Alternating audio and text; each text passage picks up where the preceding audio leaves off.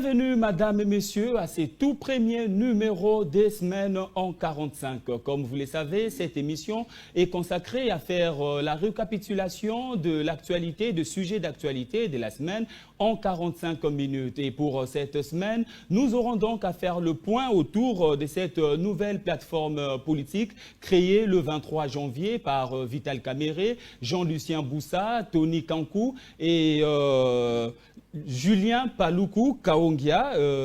Cette plateforme, il s'agit bel et bien de Pacte pour un Congo retrouvé. Et elle a pour ambition de renforcer et de soutenir l'union sacrée de la nation. Et aussi, de l'autre côté, nous avons tous vu Augustin Kabouya qui a eu à réunir comme ça Christophe Mbosso, le Premier ministre Samalou Kondé et d'autres membres du Présidium de l'Union sacrée pour échanger sur l'avenir de l'Union sacrée de la nation et probablement cet avenir qui va se dessiner sans Vital Kamerhe. Et entre-temps aussi, nous aurons à échanger sur la Commission électorale nationale indépendante qui a eu à publier aussi en date du 23 janvier la liste de 915 conseillers communaux à travers le 26 chefs-lieux de province de la République démocratique du Congo. Et sur tout ça, nous aurons donc à faire le point sur les infrastructures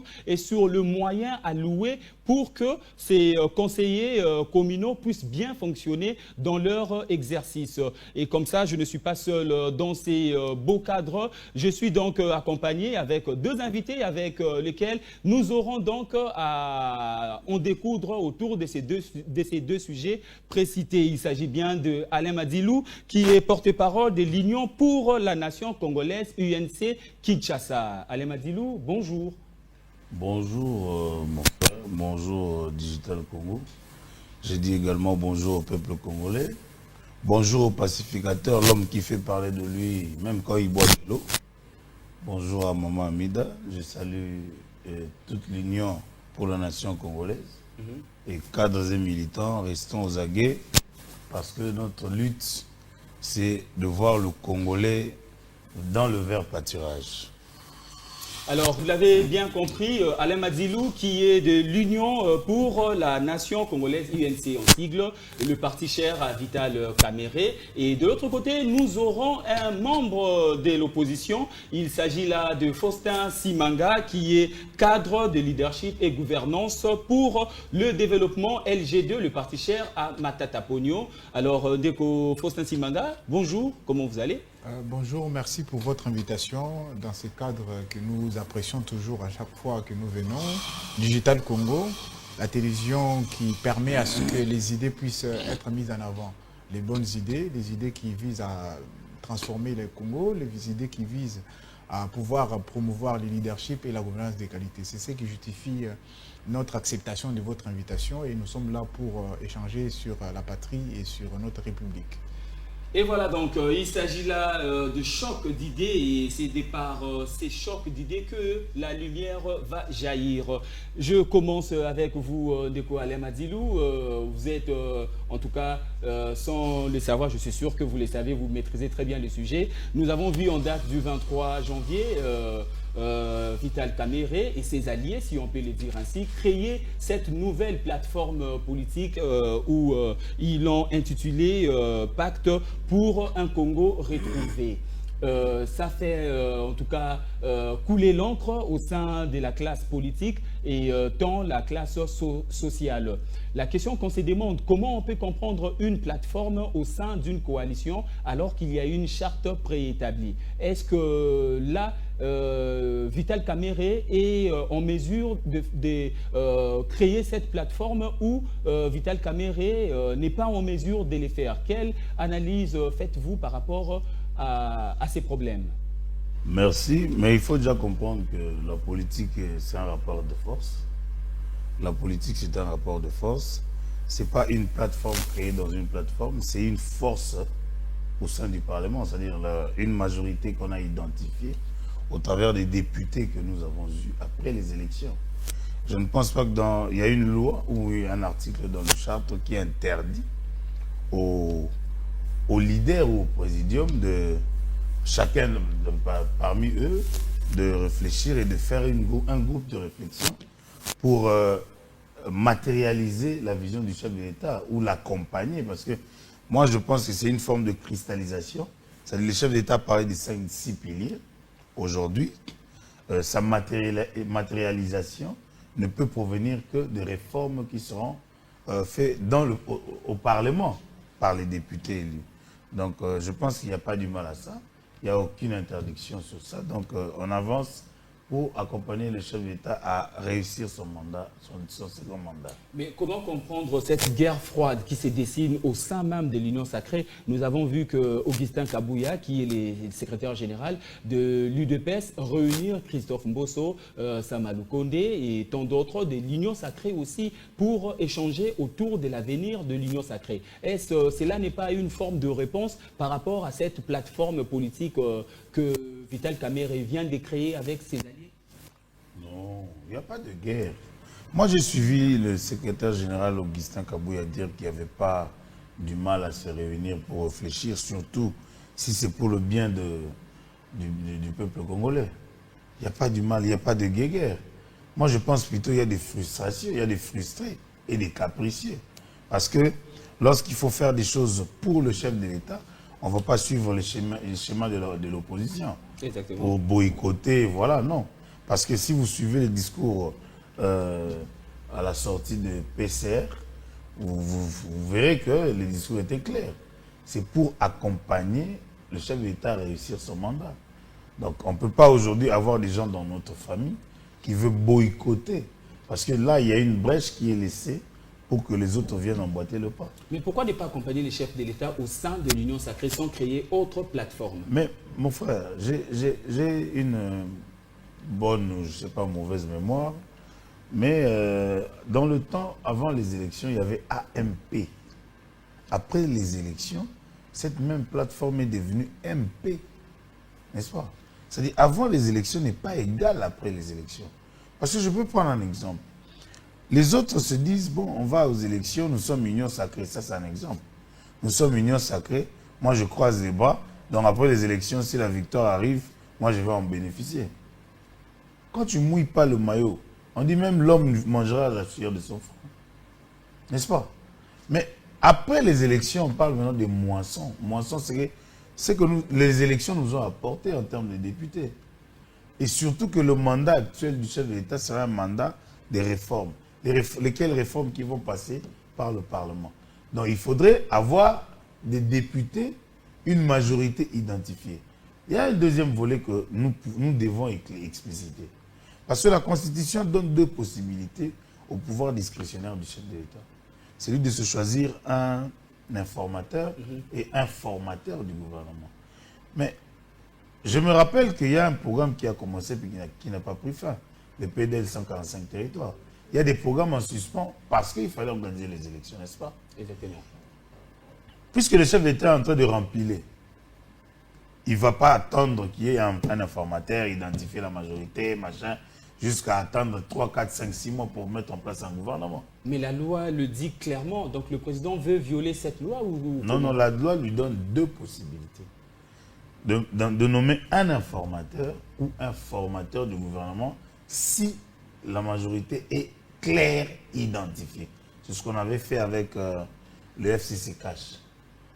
Vous comprenez? C'est-à-dire, PCR identifie. Parce qu'on ne veut pas dire majorité comme si on était en train de chanter. Mais la majorité, lorsque les gens disent l'union sacrée a la majorité au Parlement, c'est une chanson. Moi, je me dis, bon, c'est informel, n'est-ce pas? Mais pour formaliser, qu'est-ce qu'on fait? On identifie, on se met autour d'une table, on formalise la majorité en question. C'est ce que le PCR fait maintenant. C'est-à-dire, on formalise cette majorité. Je l'ai vu également, l'excellence Premier ministre Samalou Kondé. Il a réuni autour de lui, il y a 72 députés. C'est en fait pour faciliter le travail. Peut-être il y aura un informateur qui viendra pour ne pas traîner et que le président fasse vite pour nommer un formateur. Donc, moi je pense que c'est c'est des polémiques inutiles. Surtout les réseaux sociaux, tout le monde a le droit d'avoir aujourd'hui le téléphone. Mais c'est en fait ça le sens de cette création. C'est-à-dire le moinson. Nous avons autant de députés identifiés. Comment on dit, formalisés. Si l'informateur vient, voilà ce que nous avons. C'est comme si vous voulez aller vous marier. Vous venez chez votre père, il vous demande, vous voulez vous marier. La première question que votre papa vous pose, c'est quoi? Vous avez combien? N'est-ce pas? C'est ce que vous allez présenter. C'est ça la politique. La politique, en politique, on ne vient pas le même réduit. Il faut apporter quelque chose. On apporte dans beaucoup de sens, c'est-à-dire en numéraire, en réflexion, voilà tout ce que nous faisons ici. Ce que nous faisons comme des débats télévisés, nous faisons partie des parlementaires externes. Puisque nous apportons également des propositions. C'est que nous pouvons débattre autour de cette table. Il y a des élus qui prennent cela et aller le transformer en loi ou en proposition de loi. Vous voyez? Donc, je pense que tout le monde doit contribuer dans ce sens. Et je l'ai toujours dit, en politique, on n'utilise que deux opérations. La multiplication et l'addition. En politique, il n'y a pas de trop. On ne s'ennuie pas quand on a beaucoup de gens autour de soi. Mais seulement, on voulait créer un faux débat, comme quoi c'est une plateforme dans une autre. Non.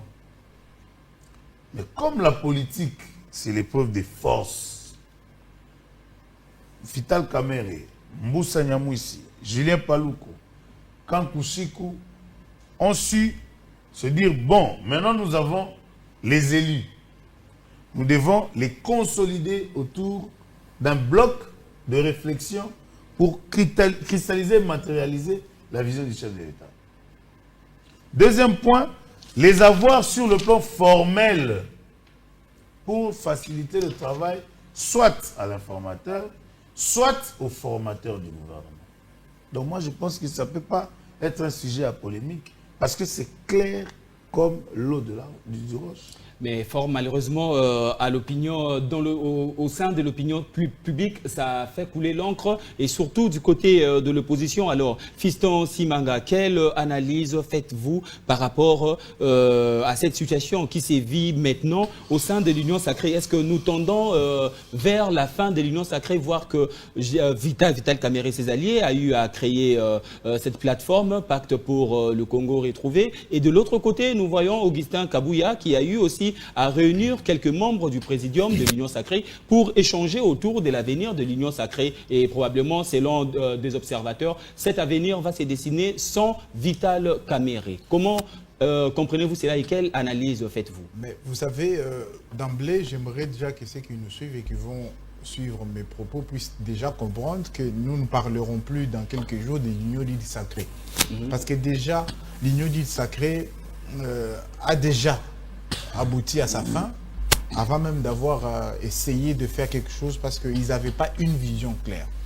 Quelle vision rassemblait l'Union dite sacrée? Nous ne le savons pas.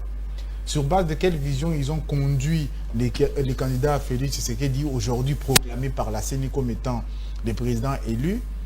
Nous ne le savons pas. L'Union dite sacrée n'a pas apporté les idées auprès du peuple congolais qui pouvaient nous détacher de guerre intestine. Nous assistons là avec la création du PCR qui peut faire allusion aussi aux polices de circulation routière. Je ne sais pas s'ils vont pouvoir arriver à réguler les embouteillages sur les couloirs de la politique au sein de l'Union dite sacrée. Je ne pense pas qu'ils pourront y arriver parce qu'il n'y a pas une vision, il n'y a pas des balises qui conduisent l'action politique de l'Union dite sacrée. C'est justement pourquoi on est en train de voir les roulages qui se créent au sein de l'Union dite sacrée parce qu'il y a besoin de réguler la circulation. Mais s'il n'y a pas une vision claire qui permet de tracer la route, qui permet de baliser les routes à l'Union dite sacrée, nous allons constater qu'il y aura beaucoup de PCR qui vont se mettre sur la route politique de l'Union dite sacrée, mais il n'y aura pas de résultat. Nous constatons avec beaucoup de Congolais qu'il y a une guerre intestine qui s'est déclenchée et une guerre fratricide qui cache là les ambitions non assouvies de certains, les ambitions démesurées pour les autres. Donc vous comprenez là qu'on est sur un schéma des négociations politiques, un schéma de tactique politicienne, justement parce qu'il y a en vue la primature. C'est vrai qu'il y a une ligne de défense qui est définie par l'Union pour la démocratie et le progrès social, l'UDPS.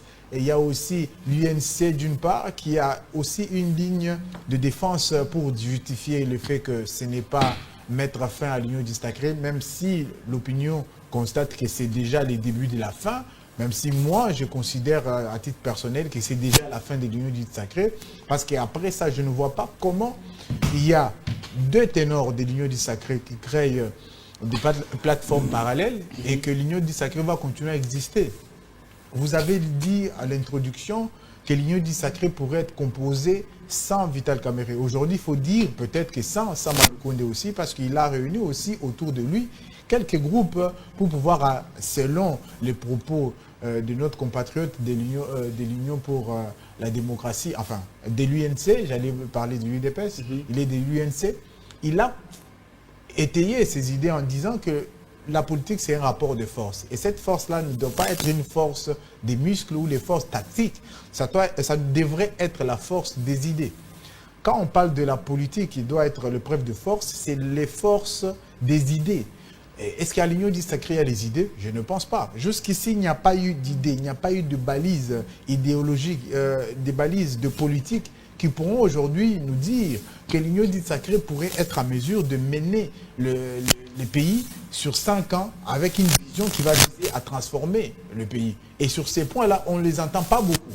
On les entend sur les guerres, des positionnements, on ne les entend pas beaucoup sur les contenus de l'action politique qu'ils sont en train de mener pour les 5 prochaines années. C'est vrai qu'ils vont nous dire que le président aurait cité quelques signes pliés dans son discours, mais vous vous souviendrez qu'on a eu des présidents dans ce pays, notamment Joseph Kabila. Au lendemain de son discours d'investiture, on savait déjà plus ou moins qu'est-ce qu'il allait avoir comme état politique sur 5 ans, qui pouvait être résumé dans 5 chantiers, qui pouvait être résumé par la révolution de la modernité.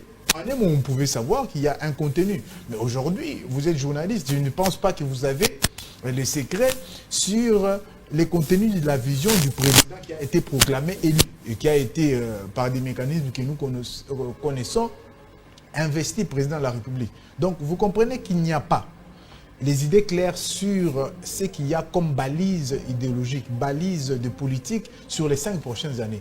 Là, nous assistons à la quête de positionnement ou à la quête du poste de Premier ministre. C'est vrai que les Congolais qui suivent la vie politique sont désolés de voir que les acteurs d'hier et d'aujourd'hui sont dans les mêmes pratiques. Je suis quand même étonné qu'on puisse prendre aujourd'hui un exemple, la plateforme de l'ancien président de la République, MP, et ensuite la majorité présidentielle, en titre d'exemple pour justifier leurs actions. Ça veut dire qu'ils ont été bons élèves, mais aussi dans le pire.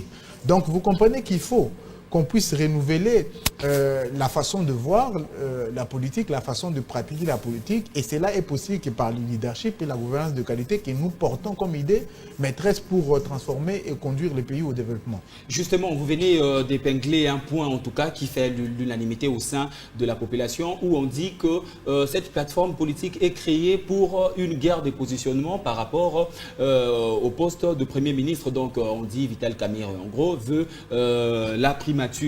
Alors de cette guerre froide où nous constatons au sein de l'Union sacrée, est-ce une guerre de positionnement? Est-ce une guerre de positionnement ou juste c'est une plateforme comme Ndeko Alain Madilou vient de le dire, c'est pour soutenir au fait l'Union sacrée et la vision du président des... Mais vous savez, ils vont nous dire qu'ils veulent soutenir via une plateforme. Mais ils nous ont dit pendant la période de campagne électorale qu'ils sont en train de battre campagne pour soutenir.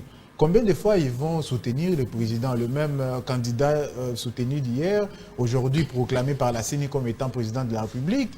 Combien de fois ils vont les soutenir? Si déjà il y a une stratégie sous couvert d'un certain soutien qu'ils seront en train d'apporter, même s'ils apportent combien de soutien, s'il n'y a pas d'idée politique claire, le pays ne va pas pouvoir décoller avec plusieurs soutiens. Donc, vous comprenez qu'il y a une volonté de maquiller la vraie réalité et la vraie vérité. C'est la quête du pouvoir et le partage du gâteau. Qui aura la plus grande part, qui a les plus grands députés ou qui va réunir plus de députés autour de lui pour pouvoir peser et même faire du chantage. Et les Congolais sont en train d'observer et beaucoup de Congolais vont donner raison à nous de l'opposition, à nous qui nous positionnons avec les peuples, qu'on l'avait dit, s'il n'y a pas une vision claire pour pouvoir conduire les peuples congolais, nous allons aboutir aux mêmes pratiques. Nous sommes partis en campagne électorale avec une vision claire, renouer avec notre destin de grandeur. Et jusqu'ici, les Congolais qui le veulent peuvent aller lire le contenu de ces idées-là qui étaient résumées par renouer avec notre destin de grandeur. C'est justement parce qu'on était en train de penser République, on était en train de penser les 5 prochaines années. Aujourd'hui, on nous dit qu'ils vont cristalliser la majorité, ils vont permettre à ce qu'il y ait le président puisse se sentir soutenu. Ça veut dire que le président n'est pas du tout soutenu. Donc, vous comprenez qu'on est en train d'aller vers des débats qui sont par rapport aux calculs politiciens, mais il n'y a pas les idées qui... Un débat de positionnement, vous dites. Un débat de positionnement, mais il n'y a pas d'idée pour le développement du pays. Donc, après avoir constitué, entre guillemets, la majorité avec l'aide de la CENI, aujourd'hui, on est en train de se disputer qui va contrôler les parlements ou qui va faire les plus de chantage au chef de l'État, proclamé par la CENI, bien sûr. Donc, vous comprenez qu'on est en train de marcher en reculons. Et tout ça va donner raison à l'opposition que nous sommes, qu'on était visionnaire en disant qu'il ne faut pas aller sur bas du faux pour pouvoir établir une certaine majorité. Il ne faut pas aller sur bas du faux pour soutenir un candidat qu'en réalité, il a besoin de béquilles pour marcher politiquement. Donc vous comprenez que nous devons rompre avec cette façon de faire où on se retrouve entre copains, on crée un pacte pour la construction ou je ne sais pas. Pour un Congo retrouver. Mais je ne sais pas quel Congo ils ont retrouvé. Ils ont retrouvé quel Congo? Parce qu'il faut penser Congo. Le Congo doit être pensé. Avant de retrouver un Congo, ça veut dire que le Congo était perdu. Si le Congo était perdu, il a été perdu avec qui? Les cinq années passées étaient gérées par le président de la République proclamé par la CENI. Vous comprenez, si le Congo était perdu et qu'on l'a retrouvé, il était perdu avec qui? Ça veut dire qu'avec les mêmes acteurs. Il y a 5 ans, les mêmes acteurs qui ont créé la plateforme qui a retrouvé le Congo, avec un pacte, je ne sais pas quel pacte, autour de quel pacte ils ont retrouvé le Congo. Donc vous comprenez qu'il y a des mots et des concepts créés juste à des fins de tromper l'opinion publique et trouver l'écran de fumée pour cacher ses ambitions politiques. Donc s'ils ont retrouvé le Congo, il faut qu'ils nous disent c'est quel Congo qu'ils ont retrouvé. Les Congos où on nous avait promis c'est l'Allemagne d'Afrique, aujourd'hui il n'y a rien, ou soit c'est quel Congo qu'ils ont retrouvé. Donc c'est là où il faut ne pas s'arrêter sur les questions de la forme, mais aller dans le fond. Quelle idée réelle? Nous dire que c'est dans l'optique de soutenir les chefs de l'État, aujourd'hui ne suffit plus. Il faut nous dire réellement, ils ont retrouvé quel Congo? Pour l'amener où? Avec les questions des fonds, avec une vision claire, ne pas nous citer quelques axes et présenter ça comme étant un projet quinquennal. Un projet doit être structuré, chiffré, avec un contenu clair. Et on dit dans le leadership, un leader qui se veut être un leader responsable devrait avoir une vision claire. Et la vision claire d'un leader doit être énoncée et dit clairement et en toute clarté. Alors, Alain Madilou, là, nous constatons que la guerre ou la bataille des positionnements est lancée et ça va dans tous les sens. Là, il y a Samalou Kondé, Dani Banza des ACO, Guy Luando des AREP, Moïndo Zangui des AVER RP et qui s'apprêtent à sortir leur plateforme à leur tour, dénommée Dynamique, Agissant et Baptisant, DAB en sigle, qui sera composé pour un premier temps de 72 députés. Est-ce qu'on n'assiste pas là à l'éclatement de l'Union sacrée? Non. En toute objectivité, puisque nous constatons déjà de l'autre côté, il y a une plateforme et de l'autre côté, des membres de l'Union sacrée qui créent encore d'autres plateformes. Pas du tout. En suivant mon frère, je l'ai senti vraiment rester dans leur slogan d'antan. Parce que lui, pour lui, il confond programme et slogan. Il disait 5 chantiers. modernisation de la modernité, des trucs comme ça. Mon frère, le chef de l'État, parlait de 6 piliers.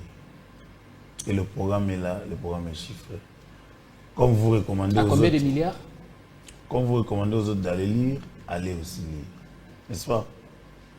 C'est-à-dire, les 6 piliers, on avance année par année sur 5 ans. N'est-ce pas? Ici, je ne suis pas venu faire ce débat-là, ce n'est pas le sujet du jour. Je reviendrai pour faire ce débat-là un autre jour. En quelques secondes, hein, si vous pouvez ouvrir cette brèche et puis nous allons revenir au sujet. Non, je reviendrai, ne vous en faites pas. Gardez votre mal à la patience, je reviendrai. Lui, il ne m'a pas donné des chiffres, je ne vais pas lui donner l'occasion d'avoir nos chiffres. Non, mais vous Je pouvez lui toujours dis, le faire. Hein. non, s'il vous plaît. C'est-à-dire, ici, je ne veux pas donner des chiffres qui n'ont pas son exactitude maintenant là. Vous voyez? Mais c'est un programme chiffré qui existe. Je parle de 6 piliers. Ou c'est que lui veut confondre avec un slogan.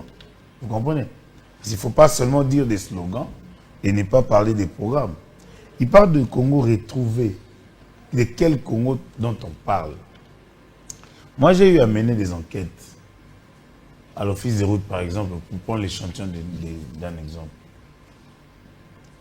L'Office des routes me dit, logiquement, nous sommes censés être dotés des matériels, des engins, chaque 3 ans. Mais durant 18 ans, nous n'étions dotés qu'une seule fois des matériels. N'est-ce pas? Que le Congo était perdu. Aujourd'hui, vous voyez des routes être rénovées, créées même. Parce que je vous rappelle que la route Kikwiti n'existait pas. Et Lengue, ça n'existait pas. La route qu'on vient de créer, qui part du pont, comment dire, pompage à Upen n'existait pas. Nzolana. Nzolana. Vous voyez pas qu'on retrouve notre pays. On avait perdu notre pays. On retrouve notre pays. Vous comprenez? C'est-à-dire, lorsqu'on parle, ce n'est pas des slogans. Nous, c'est palpable. On sait palper ce que nous disons. On retrouve le Congo parce qu'on crée même des nouvelles routes qui n'existaient pas. Vous voyez? Donc, il ne faut pas s'aimer la confusion lorsqu'on parle, on parle. Mais au fait, ce n'est pas l'éclatement, c'est des leaders politiques. Il ne faut pas les prendre comme des enfants des cœurs. Pardon, comme des enfants des adolescents. Ok. C'est des leaders politiques. Lorsque, en politique, on a quelque chose, on l'exploite. Donc pour vous, pour faire simple, l'Union sacrée ne disparaîtra pas. Elle existera. Non, l'Union sacrée ne disparaîtra pas. En 1 minute. Je l'ai suivi, il parle de gouvernance. Mon frère parle de gouvernance pendant que l'ancien Premier ministre Matata n'a gouverné que pour son intérêt personnel. Mais il veut miroiter aux Congolais qu'il est en train il voulait gouverner pour le pays. Or, pendant qu'il n'avait même pas les mains liées, en tant que Premier ministre, il a géré ce pays pour se construire une université à lui pour empocher l'argent des mineurs. Là n'est pas le sujet et donc non, merci. J'ai épinglé, merci. je donne un exemple de gouvernance. C'est-à-dire, lorsque nous parlons, il a parlé, j'ai le droit d'essayer de comprendre. Non, mais parce que nous devons passer au deuxième sujet. C'est ça. Le temps court derrière bon, nous. Soit. Il a parlé, il a donné beaucoup de points. Je voulais faire balayer certains points pour éclairer l'opinion. Parce que l'opinion risque d'oublier. Synthétisez-vous alors. D'oublier ce qui se passe. Donc moi, là, puisque vous m'interrompez, j'ai dit que l'Union sacrée ne va pas disparaître. Okay. L'Union sacrée est là. Tout ce qui se crée comme des blocs, c'est des blocs des élus pour accompagner la vision du chef de l'État. Et comme la vision du chef de l'État, au travers de ce mandat, sera une vision de réforme pour des réformes. Les réformes ne se passent que par le Parlement. Donc, raison pour laquelle on réunit des élus pour avoir des blocs de réflexion. Merci. Donc, nous allons passer au deuxième sujet pour finir cette émission. En date du 23 janvier 2024, la Commission électorale nationale indépendante, la CENI, avec son président Denis Kadima, a eu à publier la liste provisoire des élus conseillers communaux. Ils sont là au nombre de 915 et ils ont été élus dans 26 chefs-lieux de la République démocratique du Congo. Alors, c'est que l'opinion publique se demande et c'est que l'opposition en même temps, mais je pense aussi le pouvoir en place, quelles sont les infrastructures et quels sont les moyens alloués pour permettre à ces conseillers communaux de bien exercer leurs fonctions. Alors, Faustin Simanga, vous qui êtes cadre de LGD, vous êtes de l'opposition, je pense que vous vous êtes posé cette même question. Quelle est votre analyse par rapport à ces conseillers communaux où on se demande quelles seront les infrastructures et quels seront le mécanisme ou le moyen alloué pour qu'ils puissent bien exercer leurs fonctions? Ouais, je vais vous répondre, et c'est juste un problème de gouvernance aussi. Gouverner, c'est prévoir, gouverner, c'est anticiper. Pour un tout petit peu revenir dans mon temps de parole, vous allez comprendre pourquoi je me dois de revenir sur cette question de gouvernance. Aujourd'hui, je l'affirme sans peur d'être contredit que depuis le départ de Matata Ponyo Mapon de la primature, il n'y a pas eu un Premier ministre aussi exemplaire que lui. En termes de réalisation, en termes de mesures, des réformes, les plus grandes réformes que la RDC a connues dans les 20 ou 10 dernières années ont été faites sous Matata. Il y a beaucoup de lois, de réformes de l'administration publique, la création, parce que Matata a créé beaucoup d'entreprises sur 4 ans ou 5 ans presque, entre 2012 et 2016, il a créé Transco, il a créé Congo Airways, il a créé le SENSAP, il a créé l'École nationale de l'administration. En 5 ans, les premiers ministres qui l'ont précédé ont créé quoi? Donc, vous savez, c'est bien de pouvoir mettre en question la gouvernance de Matata, mais il reste le meilleur de meilleur. Quand il nous parle de construire l'université pour lui, pour son compte, ce n'est pas Matata qui étudie dans ces universités-là. Et j'aimerais, pour ceux qui nous suivent, les travaux de construction de l'université ont commencé, Matata Ponyo Mapon n'était pas encore Premier ministre. Souvent, on se pose la question entre le vrai et du faux, c'est quoi la vraie vérité? Allez-y si vous avez l'occasion, vous allez voir qui a contribué pour la création ou la construction de cette université-là. 2 fois, il y a beaucoup de propagande qui ont été financées par l'Union du Sacré pour créer Alors, revenons au sujet, en tout cas, le quid sur les infrastructures, sur le moyen alloué pour le conseiller communaux. Mais voilà, on était dans le sujet en parlant de ça. L'école ou l'université Mapon, c'est une école technologique qui prépare les étudiants congolais à la bonne gouvernance et à créer les structures, évidemment, à construire et aussi à développer une intelligence qui va permettre à pouvoir gérer la République. On est là face aux premières élections depuis un certain moment des conseils municipaux. Au moment où on s'est obstiné de pouvoir organiser ces élections-là, dans la pensée politique de l'Union du Sacré, qui n'a pas brillé par l'anticipation, voulait justement avoir une mesure politicienne. On a organisé des élections municipales. Mais ils n'avaient pas pensé à la fonctionnalité de ces institutions-là. C'est-à-dire qu'ils doivent travailler pour contrôler l'action des bourgmestres. Où est-ce qu'ils vont les faire? Ils n'ont pas pensé à ça.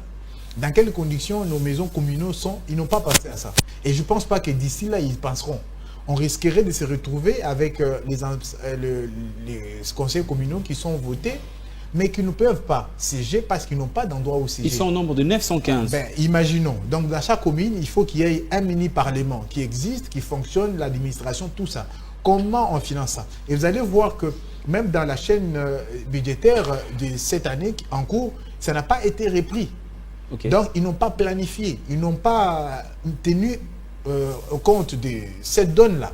Donc, c'était juste une mesure politicienne. On sera face à une situation qu'ils ont décriée à l'époque avec la création des assemblées provinciaux qu'aujourd'hui ils veulent supprimer. Donc vous comprenez qu'il faut penser avant d'agir. Et avant d'agir en politique, il faut la pensée qui précède. Et si, pour ne pas revenir sur ce que nous on proposé, vous allez comprendre que notre parti politique Leadership et Gouvernance pour le Développement pense la République. Nous savons et nous sommes conscients et nous sommes convaincus que ce qui peut changer ces pays, c'est le leadership et la gouvernance de qualité. Et voyez là la capacité d'anticiper ce qui doit arriver. Donc, on avait un problème de pouvoir mettre la démocratie à la base. Oui, c'est une nécessité. Mais comment on le fait? C'est avec une certaine façon de voir les choses, la gouvernance. Comment on gouverne? On crée. C'est vrai, on a fait élire les conseils communaux, quoique on va retrouver un peu partout que les partis de l'Union sacrée. Mais comment ils vont fonctionner? C'est ça qu'il faudrait réfléchir. Nous, on proposait par exemple, parmi les idées qu'on a, qu'on puisse d'abord former les personnes qui ont été élus. Parce que la plupart, ils ont été votés, mais ils ne savent même pas comment une commune fonctionne. Donc, ils ne peuvent pas contrôler l'action du bourgmestre sans savoir comment la commune fonctionne. Donc, nous, on souhaiterait, par exemple, que nous puissions former d'abord ces personnes-là, faire en leadership et en gouvernance. Parce que si on ne le forme pas en leadership et en gouvernance, ils ne pourront même pas être à même de pouvoir gérer un bourgmestre, j'allais dire, qui est plus expérimenté que eux. Parce que vous allez voir un bourgmestre qui va être élu ou qui seront candidats, qui maîtrise mieux la chose publique que les personnes qui sont censées les contrôler. Et comment ils vont le faire? Il faut d'abord commencer par former ces personnes élues et les former au leadership et à la gouvernance. Et je pense que l'expertise que nous avons au LGD pouvait servir à ça. Parce que nous sommes dans une logique où il faut construire l'élite de demain. C'est comme ça qu'au sein de notre parti politique, on forme tous les jours à travers notre école du parti les personnes pour les cadres et militants et même ceux qui viennent comme sympathisants pour permettre à ce qu'ils puissent être en mesure de gouverner le pays.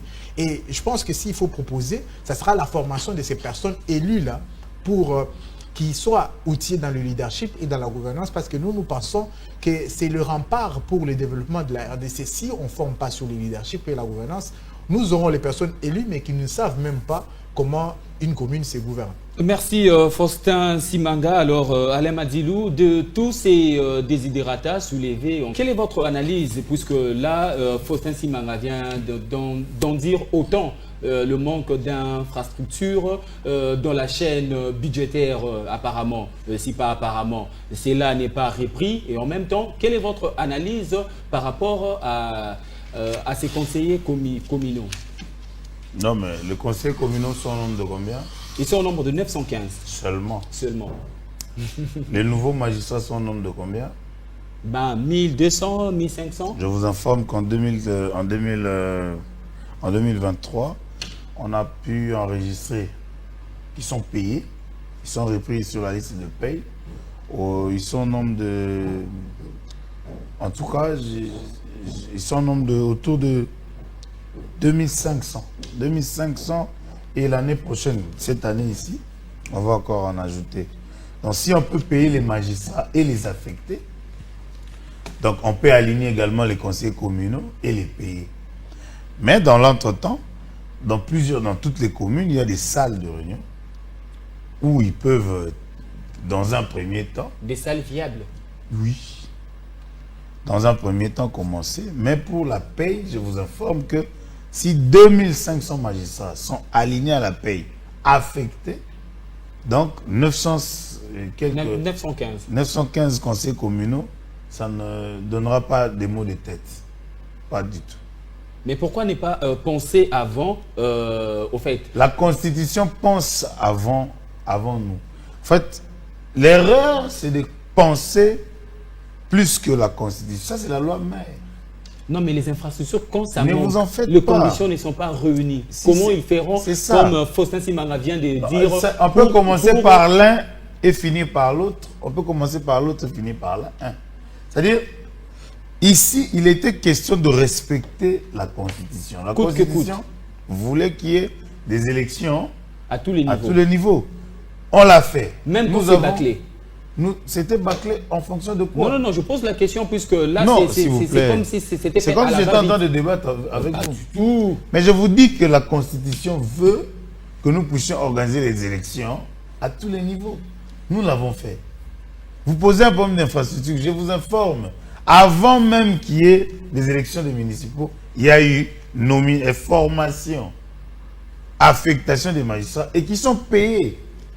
C'est-à-dire qu'il y a eu une planification autour de tout ça. Ne pensez pas que nous faisons des choses... Non.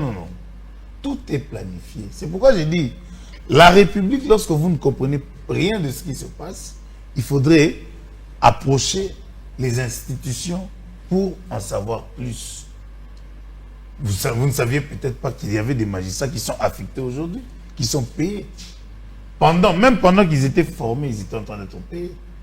Vous comprenez? Donc, ici, il est d'abord question de dire que la publication, elle est d'abord provisoire.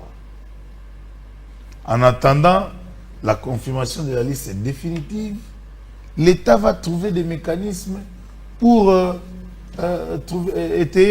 résoudre à toutes ces questions. Mais là, il est question de dire ce qui ne se faisait pas dans la République, nous l'avons fait et nous avons réussi. Il faut applaudir parce que aujourd'hui la Constitution est à l'aise. La Constitution n'est pas empiétée. Vous comprenez? Espérons qu'elle sera à l'aise jusqu'à la fin du quinquennat. Non, mais les élections ne s'organisent qu'une seule fois. C'est-à-dire, nous avons organisé les élections, il faut attendre 5 ans. Donc, si dans 5 ans... Je parle de la Constitution qui sera très à l'aise jusqu'à la fin du quinquennat. Après 5 ans, vous reviendrez avec vos conseillers communaux, ils seront alignés et votés. La Constitution sera à l'aise.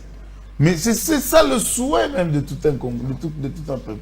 C'est-à-dire qu'il faut respecter la loi mère. Vital Kamerhe, président de l'Assemblée nationale, s'il avait démissionné du siège de l'Assemblée nationale, du président de l'Assemblée nationale, c'est pourquoi? Parce que les troupes rwandaises sont entrées sans pour autant avoir l'autorisation du Parlement. Vous comprenez? Par rapport à la dignité de l'État, au respect de lois fondamentales, l'homme d'État s'est dit quoi? Je me dois de me désolidariser. N'est-ce pas?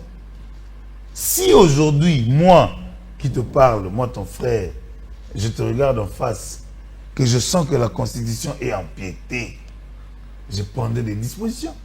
Parce que c'est la loi mère qui nous mène. C'est la Constitution notre guide. Donc, dans cette brèche, vous serez contre la révision de la Constitution? Non, ne vous en faites pas. La révision, faut toujours. Parce qu'il faut... Déjà, il faut partir de la définition de la loi. Pourquoi les lois existent? Le droit existe. C'est pour établir les relations entre personnes, n'est-ce pas? Mais si la Constitution doit être adaptée à des situations, il faut modifier certains articles de la Constitution. Ça, il faut que personne ne vous trompe. Il n'y a que les articles qui sont verrouillés, que pour les déverrouiller, il faut demander le référendum pour que le peuple s'exprime. Mais modifier la Constitution n'est pas un péché. Parce qu'il faut adapter par rapport à la vie, comment la vie évolue. Vous comprenez? C'en est donc fini de votre émission Semaine en 45 des séjours où nous avons parlé autour de cette nouvelle plateforme politique créée par Vital Kamerhe et ses alliés. Il s'agit là du pacte pour un Congo retrouvé. Nous avons fait le point par rapport à cette situation. Vous avez entendu les débats entre les deux invités, c'était à bâton rompu. Et nous avons aussi fait le point sur les conseillers communaux qui ont été élus, en tout cas par la Commission électorale nationale indépendante. Ils sont au nombre de 915. Nous avons fait le point sur les infrastructures et sur le moyen alloué et sur comment ils feront pour être dans l'exercice de leurs fonctions, tout en sachant que toutes ces conditions-là ne sont pas réunies. Alors avec moi, Alain Madilou, porte-parole de l'Union pour la Nation congolaise, INC, Kinshasa. Je vous dis merci d'avoir répondu à notre invitation. C'est moi qui vous remercie. Et aussi Faustin Simanga, qui est cadre de leadership et gouvernance pour le développement LGD. Je vous dis aussi merci d'avoir répondu à notre invitation. Et merci aussi à vous, fidèles téléspectateurs. Vous pouvez suivre aussi cette émission sur notre chaîne YouTube Digital Congo TV. Et vous ne manquerez donc de rien. On prend rendez-vous pour la semaine prochaine. Merci donc, portez-vous bien dans vos demeures respectives.